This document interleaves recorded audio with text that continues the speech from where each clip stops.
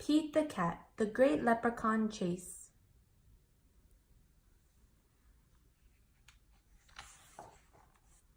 Tomorrow is St. Patrick's Day, and Pete's teacher, Mr. G, is teaching about leprechauns. The only time you can catch one is on St. Patrick's Day. A leprechaun will bring you good luck, Mr. G says. Now everyone in class wants a leprechaun. Pete gets a great idea. He will open a leprechaun catching business. St. Patrick's Day comes and Pete gathers some supplies. He hangs a sign above his stand.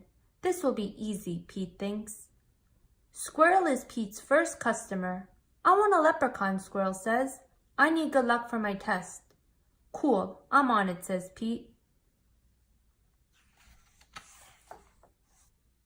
Pete has a plan.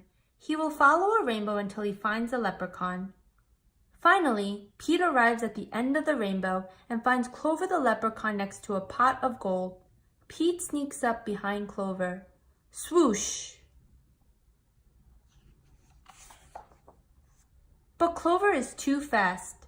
Did you think you could catch me so easily? He asks. Once there was a cat named Pete who thought nabbing some luck would be neat.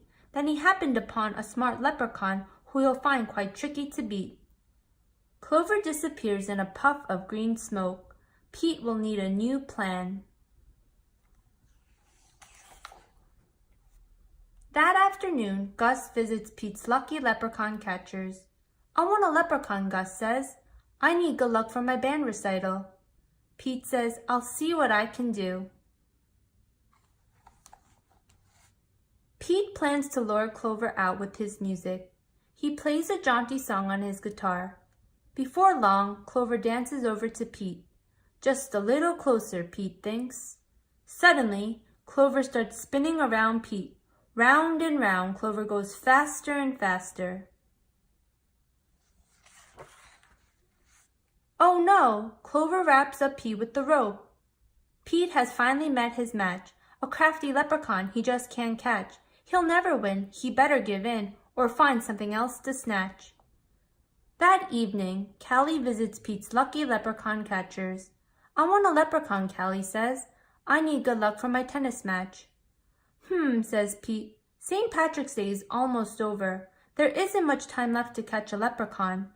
But Pete won't give up yet. Pete sets a trap for Clover.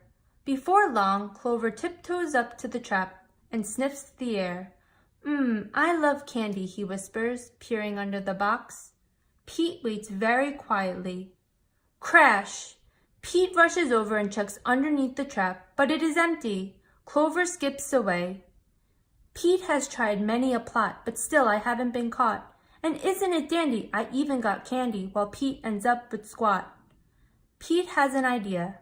He follows the trail of spilled candy to Clover's secret hideout. Pete sneaks up behind Clover. Swoosh! Pete finally catches Clover. Why do you want me? Clover asks. I'm helping my friends who need some extra luck, Pete says. Luck doesn't come from having a leprechaun, says Clover. You and your friends have each other. That already makes you as lucky as can be. Could Clover be right? Pete is one very lucky cat. A lucky cat doesn't need a lucky leprechaun. He lets Clover go. Pete decides he will be the good luck his friends need by helping them out himself. Pete helps Squirrel study for his test. Squirrel aces it. Pete helps Gus rehearse for the recital. Gus rocks it. Pete helps Callie practice for her match. Callie wins it. Clover magically appears. Good job, Pete, says Clover. I have one more poem for you. While Clover played hide and seek, Pete learned something unique.